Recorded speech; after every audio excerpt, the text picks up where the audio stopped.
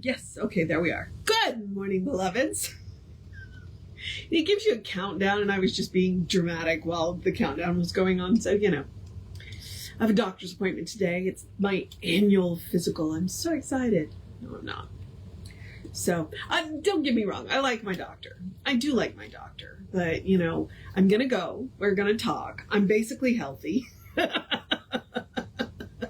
Outside of places where I'm not. But I am, basically healthy. And then we're going to see where it goes from there. And he'll order blood work. And since I'm going at 2:45, I'm not doing blood work today. So that means that I don't get to sleep in on Friday. It means that I have to get up a little earlier on Friday and go do the blood work because it has to be fasting. I'm not doing it if it's not fasting. So, yeah. So I got to go see my doctor twice, but I'm not going to see the doctor. And then if anything comes up, I won't see him for 6 months. So it's not like it matters unless something's really off. And then he'll call me and I'll have to pay another $100 to go see him. So yay. I enjoy the medical. Yeah. Okay. But that's neither here nor there because we have an exciting chapter today. We are on chapter 17 and we are doing mental equivalence. Mental equivalence. It looks like we can probably get through this chapter in a couple of days, unless I get really excited about something. So let's get started. So if you are in this book, I know it's backwards. I'm sorry. We are on page 279 and we are starting the section that says, if we know. And I've got lots of green highlights in this. So let's see. If we know.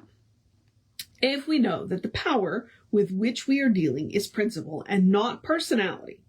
If we know and behave that mind is the only actor, cause, effect, substance, intelligence, truth, and power that there is. If we have a real embodiment, then we can demonstrate. If we lack, if we are poor, if we are without friends, if we are without opportunity, we should be sure to erase from our consciousness any sense of lack. We erase thought from consciousness by pouring in an opposite thought. I thought that line was important enough to highlight, so let me read it again. We erase thought from consciousness by pouring in an opposite thought. Okay? You don't break habits, you replace habits. Same thing here. All right. This thought meets the other thought and neutralizes its effect. It rubs it out just as we rub a chalk mark off a board. We must maintain a consistent, positive, aggressive mental attitude in the truth. We walk by falling forward. Water falls by its own weight. The planets are eternally falling through space. Everything sustains itself in nature. The only reason a person is limited is that they have not allowed the divine within them to more completely express. A person's divine individuality compels infinity to appear in their experience as duality because they have believed in duality. All right. Next section. What do we mean by mental equivalence? Ooh, and he shouts at us a lot in this one. There's a lot of capitalized words on the other page. Oh, and on this one too. Okay. So what do we mean by mental equivalence? Prayer does something to the mind of the one praying. It does not do anything to God. The eternal gift is always made. The gift of God is the nature of God. The eternal givingness. God cannot help making the gift because God is the gift. We do not have to pray God to be God. God is God. Jesus revealed the nature of the divine being by his personal embodiment of the divine nature. He said, as you believe, it shall be done unto you. The whole teaching of Jesus was based on the theory that we are surrounded by an intelligent law, which does unto each as they believe. He implied the necessity of faith, conviction, and acceptance. That is, it must be measured out to us according to our own measuring. We must not only believe, we must know that our belief measures the extent and degree of our blessing. If our belief is limited, only a little can come to us, because that is as we believe. We call this the law of mental equivalence. How much life can any person experience? As much as they can embody. There is nothing fatalistic about this. We are so constituted that we can continuously increase our embodiment. We grow in grace, as it were. We grow in power, and theoretically,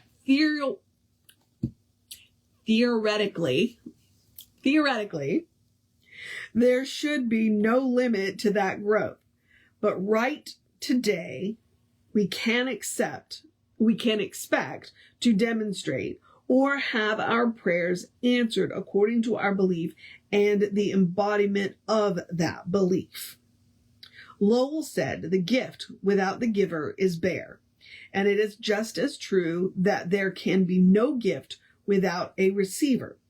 It is said, "To as many as received him, to them gave he the power."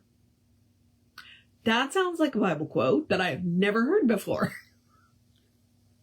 We seek to uncover the science of prayer, the essence of the Spirit embodied in it. We find that the essence of the power of prayer is faith and acceptance. In addition to the law of faith and acceptance, the law of mental equivalence must be considered. These are the two great laws with which we have to deal, and we shall never get away from either. If prayer has been answered, it is not because God has been moved to answer one person and not another, but because one person more than the other has moved themselves into right relationship with the Spirit or the principle of being, whichever one chooses to call it. Okay, and that's the thing. He started out by saying prayer does nothing to God. Prayer doesn't change God. Prayer changes the prayer. And that is the most important thing. When we pray, we are bringing ourselves into alignment with God or Spirit or principle or the source of our own being, whatever one chooses to call it, as Ernest just said. Ernest didn't get hung up on, what you call God. He really didn't care. It's like, call it whatever makes the most sense to you. God is just the term that most of us are familiar with, even though it's a trigger word for a lot of people. Obviously I don't have a problem with it, because I use it all the time. But, thanks to Joseph Campbell, I grew up with world mythology and got to see a lot of different kinds of, a lot of different faces of God is what I will say. A lot of different faces of God. So, all right, let's get back to this reading. Faith then touches a principle which responds. We may be certain of this. We should have more faith than we do rather than less. Nor is it foolish to cultivate faith. Okay. This next sentence is all in caps. All prayers will be answered when we pray aright. Okay? The first necessity is faith. Faith. But someone may exclaim, this is what has always been taught. This is nothing new. Correct. We have nothing new. We simply have a new approach to an old truth. A more intelligent, a more systematic way of consciously arriving at faith. This is what treatment is for. And that's one of the things that I like. When I do, frequently when I'll do the closing prayer at the service on Sunday, I will say, consciously enter into the sacred with me. It's all sacred all the time, but we are consciously entering it. That right there, consciously, is the biggest part of what Ernest Holmes was teaching. It's like, we don't want to do this by rote. We want to do this consciously. We want to consciously choose the words that we are using. All right, back to Ernest. Why is it that Jesus could say to the paralyzed man, take up thy bed and walk? Because Jesus knew when he said this, that the man would get up and walk. He not only believed that there was something to respond to him, but he had an equivalent of its response, which is just as necessary. The law is infinite and perfect, but in order to make a demonstration, we must have a mental equivalent of the thing we desire. In other words, we gotta know what we want. Okay. A demonstration, like anything else, is in the objective life. Oh, wait. Okay, let me try that sentence again, because I'm putting words where they aren't. A demonstration, like anything else in the objective life, is born out of a mental concept.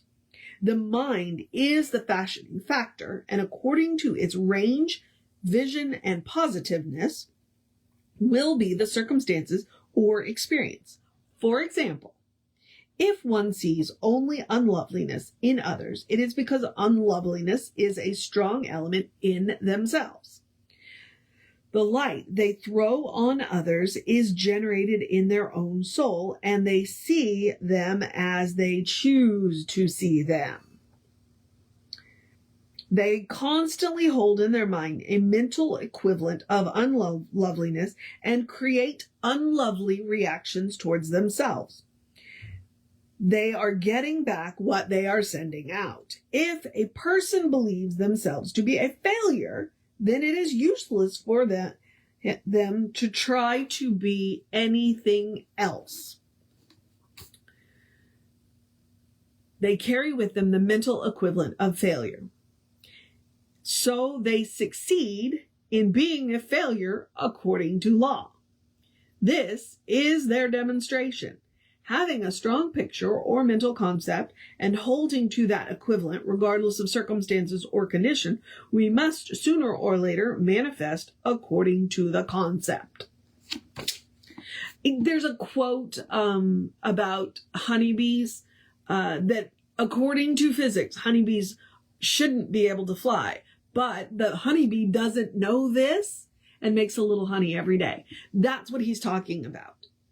If you don't think you can, you're right. And I think Henry Ford said that. If you don't think you can, you're right. If you think you can, you're right. Okay? It's as simple as that. I wish it was as simple as that. But really, honestly, the first step really is that simple. All right.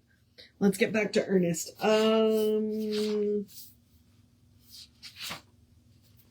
Yeah. Okay. Oh. I don't know. All right. It follows then that the range of our possibilities at the present time does not extend far beyond the range of our present concepts. As we bring ourselves to a greater vision, we induce a greater concept and thereby demonstrate more in our experience. It's like Maya Angelou says, when you know better, you do better. In this way, there is a continuous growth and unfoldment taking place. We do not expect to give a treatment today for prosperity and have $1 million tomorrow, but little by little, we can unfold our consciousness through the acquisition of greater and still greater mental equivalents until at last we shall be made free. The way to proceed is to begin right where we are. It is not scientific to attempt to begin somewhere else. I mean, as if we could start somewhere else, right? One who understands the systematic use of the law will understand that they are where they are because of what they are. But they will not say, I must remain where I am because of what I am. Instead, they will begin to disclaim what they appear to be, as their statements release the wrong subjective tendencies, providing in their place a correct concept of life and reality. They will automatically be lifted out of their condition. Impelling forces sweeping everything before them will set them free. If they trust in spirit and the working of the law, stay with the one and never deviate from it. Never leave it for a moment. Nothing else is equal to this attitude. To desert the truth in the hour of need is to prove that we do not know the truth. When things look the worst, that is the supreme moment to demonstrate to ourselves that there are no obstructions to the operation of truth. When things look the worst, it is the best time to work, the most satisfying time. The person who can throw themselves with a complete abandon into that limitless sea of receptivity, having cut loose from all apparent moorings, is the one who will always receive the greatest reward. And I'm reminded of the phrase, it's always darkest before dawn. And there's that scene in The Lion, the Witch, and the Wardrobe. If you've ever read C.S. Lewis's The Lion, the Witch, and the Wardrobe, he says that it's always darkest before the dawn. And he goes and sacrifices himself, the Aslan, the lion, and comes back stronger than he was when he went and willingly sacrificed himself. So, I think that's what he's talking about. He's kind of referencing that, the darkest before the dawn, and then the light breaks. Like, if you can throw yourself into the truth in the darkest moment, you'll get the greatest reward. All right. I think I can do one more section. So we'll do one more section. We are going to do the prayer of faith. No class of people on earth believe more in prayer than we do. Our whole theory is based not only on the belief in spirit, but in the availability of it, its immediate response. We even go so far as to say in everyday language, pray right, and God cannot help responding. This is as far as anyone can go in faith. There is no confusion in the approach to reality. It should be calm and dispassionate, but filled with feeling, because feeling and emotion are creative. We should combine the letter and the spirit of the law. Faith is the power of prayer. Now, what is faith? When you analyze faith, you find that it is a mental attitude against which there is no longer any contradiction in the mind that entertains it. Unfortunately, we find that there is great faith in fear, that one may lose material possessions. Great faith in fear. Faith in the fear that one may lose their position. Faith in the fear that one may lose material possessions. Faith in the fear that one may lose their health, and so on. If the mental attitude is in relationship to God, that is faith in God. If it is in relationship to one's ability to write a poem, then that faith is in one's creative ability. Faith with a mental attitude which is so convinced of its own idea, which is so completely accepts it, that any contradiction is unthinkable and impossible. What? Okay, that was all in caps. Before such a mental attitude can be created, there must be nothing left in the subjective state of our thought which contradicts our objective affirmation. Faith is a mental assertion elevated to the plane of realization.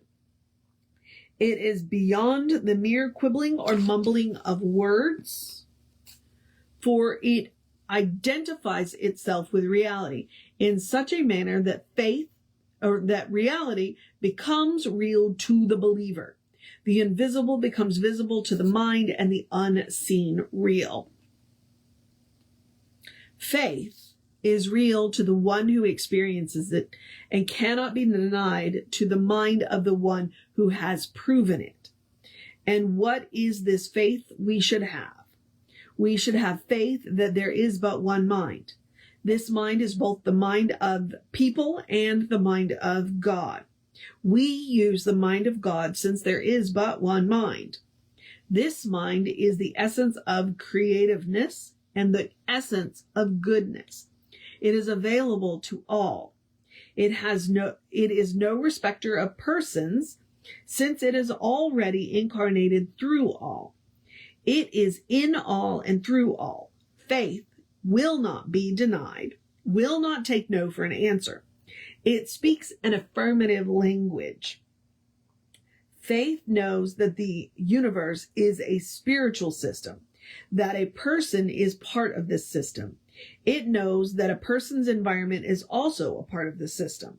Because the system is perfect, the condition may become perfect and would be perfect if it were known to be so.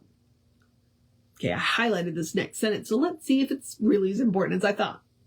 Faith knows that the life of a person is God, the birthless and the deathless reality of all being.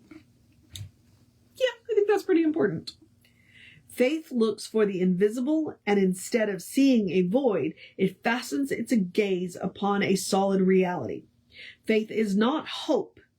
It is substance. It does not look away from itself. Being substance, it looks within itself. In doing this, it realizes that the life of God is also the life of people. Faith affirms this and denies anything and everything that contradicts what to it is the supreme fact of existence. Kind of intense right here, right? Faith is essential to effective mental treatment, but this faith should be one of understanding. So faith may be said to be scientific. That is, we are now dealing with a principle that has been defined and we know something about the way it works. We know how to use the law governing it. Faith in this law helps us to use our understanding with greater conviction. Spiritual knowing is correct mental treating. Love is the impulsion of mental treatment.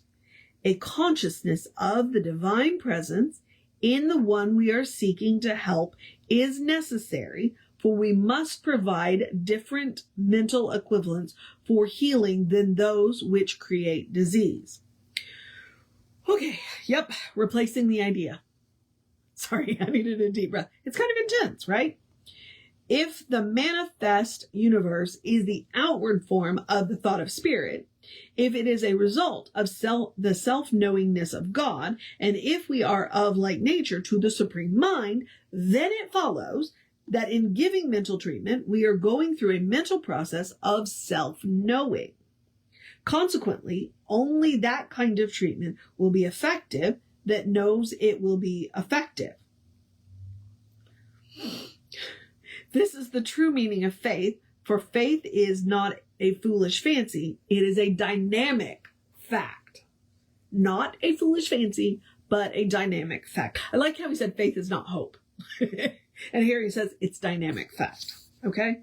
The treatment will find an outward correspondence in the objective world, which will exactly equal its inward conviction. When it is given, plus the necessity of its finding mental acceptance by the one for whom it is given. Okay? Two sides to that coin. The more we think this over, the more rational it will appear to be. He's using a logical argument to convince you of his idea. Okay? That's what he's doing here. Faith in God is such a complete conviction that the Spirit will make the gift, that there is no longer any subjective contradiction. This faith can exist only in such a degree as the conviction is in line with reality. We cannot believe that any law of the universe will ever change its own nature because we desire it to do so. As we come into the spiritual realm, which is a perfectly natural and normal realm, we have to come into it in its own nature. Like, we cannot change the law of gravity just because we want to. All right? It is a unity. There must be nothing vicious in it. Remember what Jesus said. Therefore, if thou bring thy gift to the altar, and there rememberest that thy sibling has aught against thee, leave thy gift before the altar, and go thy way, first to be reconciled with thy sibling, and then come and offer thy gift. Why? Because we cannot enter into peace while we are in a state of confusion. It cannot be done. We cannot manifest love when we have a mental equivalent of hate in our hearts and mind. Oh my goodness, I'm stopping there. Thank goodness. Okay? Yeah. Because that last line's a kicker. That last line is a kicker. We cannot manifest love when we have a mental equivalent of hate in our hearts and mind. All right? So I'm stopping there. We are going to start tomorrow on 286 with the section titled A Definite Plan. Woof. Ernest is making me work for it. Logical arguments and all that. All right. Brief housekeeping. I'm just going to remind you we're Creative Life Spiritual Center, Creative Life Spark. I'm the running Rev Ryan on the social medias that I am on. I do encourage you it's an easy way to support the centers or the center and me. Go to our social media, engage with our social media, like, subscribe, follow, share, comment, use the emojis, react, all that. We love it. Thank you. We appreciate it when you do. It bumps us in the algorithms, and we think we have important stuff to share. Like, we don't want to change anybody's faith. We just want to support their faith, right? Okay. All right. The other thing is, if you would like more information about the center, you can go to our website, which is creativelife.org, or you can go to the constant contact email. Email info@creativelife.org. You will get one email a week unless something unusual happens, and because it's done by a real person. You ain't got time for that. And the hot links are hot. If it says click here now, it'll take you right to the information of the person that can help you get it. So there's that. All right. Going to take a deep breath and encourage you to have a great day, a wondrous day, a fantastic day, a magical day, an enchanted day, a wonderful day, an awesome day, an amazing day. A drink plenty of water day that feels like they're going to be in 100 day. A start your week off on the right foot day, or the left foot, whichever one, whichever. A get some stuff done day, a take a nap day, do some yard work day, do it early in the morning day. A cuddle your fur babies day, a call a friend day, a do what you gotta do day, a good day, and if that's too much pressure, simply have a day. You are enough, just as you are. You are a beloved expression of the divine. You are spirit in motion, God in action, a brilliant light, a divine spark, or as Reverend Jesse likes to call us, you are a godling. All right? Explore the truth of your being. Ernest said this should be a wondrous experiment and a grand adventure. That's what life is. A wondrous experiment and a grand adventure. And if it is not, what can we do about it? All right? Because we're here for you. Okay. I'm going to remind you that Reverend David will be on around 5 p.m. with you. I'll be back with you around 9 a.m. tomorrow. Take care of yourself. Know that you are loved. And I will see you next time.